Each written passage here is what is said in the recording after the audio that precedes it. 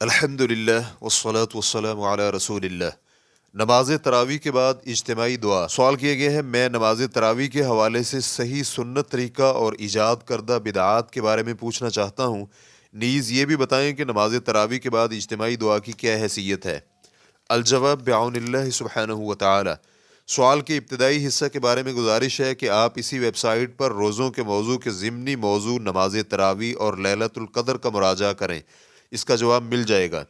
اور نماز تراویح کے بعد اجتماعی دعا کے بارے میں گزارش ہے کہ یہ فعل بدعت ہے، کیونکہ نبی علیہ الصلوۃ والسلام کا فرمان ہے، جس نے بھی کوئی ایسا عمل کیا جس پر ہمارا حکم نہیں تھا تو وہ عمل مردود ہے۔ صحیح مسلم حدیث نمبر 3243۔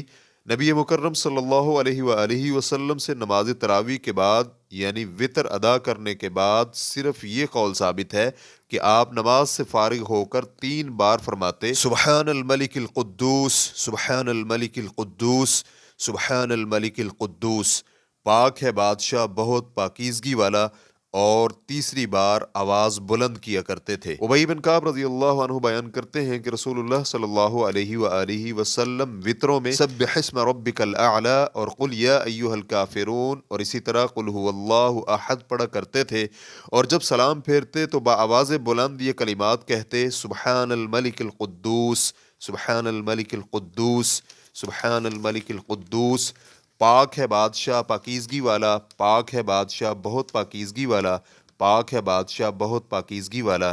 مسند احمد حدیث نمبر 14929، سنن ابی داؤد حدیث نمبر 1430، سنن نسائی حدیث نمبر 1699، اور علامہ البانی رحمہ اللہ نے صحیح سنن نسائی حدیث نمبر 1653 میں اسے صحیح قرار دیا ہے۔ لیکن یہ ہو سکتا ہے کہ امام دعائے قنوت پڑھے اور مقتدی اس کے پیچھے آمین کہیں، جیسا کہ عمر رضی اللہ عنہ کے دور خلافت میں ابی بن کعب رضی اللہ عنہ جب نماز تراویح میں لوگوں کی امامت کرواتے تو قنوت کیا کرتے تھے، لہٰذا یہ قنوت اس بدعت کی ایجاد سے مستغنی کر دیتا ہے۔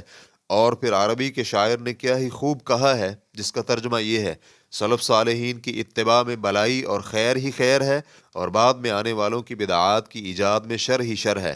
واللہ تعالی اعلم۔ اسلام کیو اے ریکارڈنگز، مؤسسۃ الشیخ محمد صالح المنجد، المملکۃ العربیۃ السعودیہ، فتویٰ نمبر 37753۔ والسلام علیکم ورحمۃ اللہ وبرکاتہ۔